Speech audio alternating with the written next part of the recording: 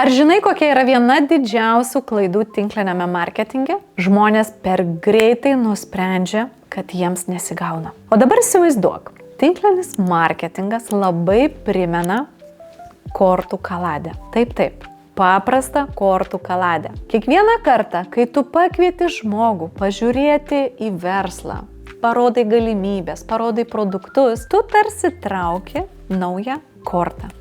Ir čia esmė labai paprasta. Ne kiekviena korta bus tūzas. Vienas žmogus ateis, tikrai susidomės, užsidegs, pats norės veikti ir tu net pajusi, wow, čia tai žmogus su vidinė motyvacija.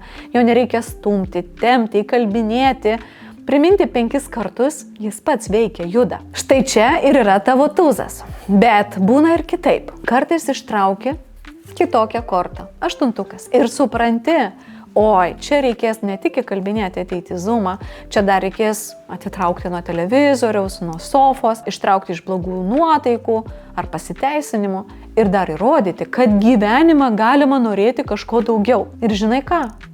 Tai normalu. Problema ne ta, kad tau nesiseka. Problema dažniausiai tai, kad žmonės tikisi, jog pirmi 3 ar 5 pirmi pakalbinti žmonės jau bus jų lyderiai, partneriai, va tie tūzai. Bet tai neveikia. Tūzų kaladėje visada yra mažiau negu paprastų kortų. Ir tavo darbas nėra iš pirmo karto pataikyti idealiai. Tavo darbas, ką daryti? Toliau traukti kortas.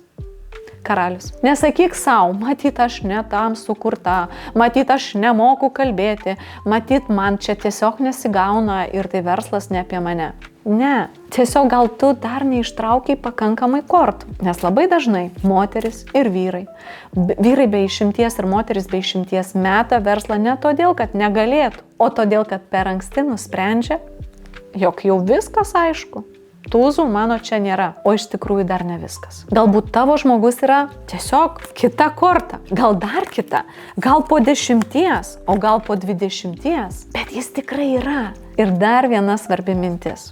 Kai kas sako, na, bet aš dar nemoku, tai gerai pristatyti, prezentuoti, aš ne pardavėja, aš nemoku dirbti su žmonėmis ir taip toliau. Puiku, niekas tikrai negimė mokėdamas. Įgūdis ateina bedarant. Patirtis ateina bekalbant, pasitikėjimas ateina po truputį. Todėl pradžioje svarbiausia ne tobula prezentacija, o svarbiausia kas?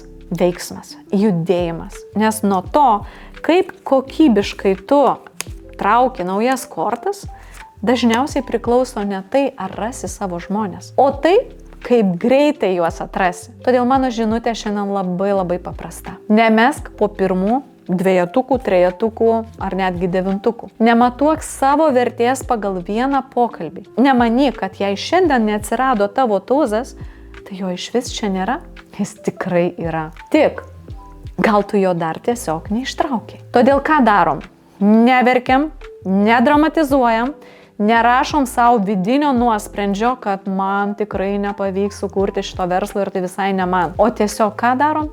Traukiam kitą kortą. Nes gali būti, kad būtent kita korta ir pakeis visą tavo verslą, o gal net ir visą gyvenimą. Ir aš tau paliksiu vieną svarbią mintį, kurią tikrai verta prisiminti. Nėra nesėkmingų šitam versle, yra tik per anksti pasidavę. Tad, įkvėpk, nusišypsok, pasitaisyk savo karūną ir trauk kitą kortą. Ačiū, kad buvai kartu. Spausk like, prenumeruok mano kanalą ir pasimatysime kitame video.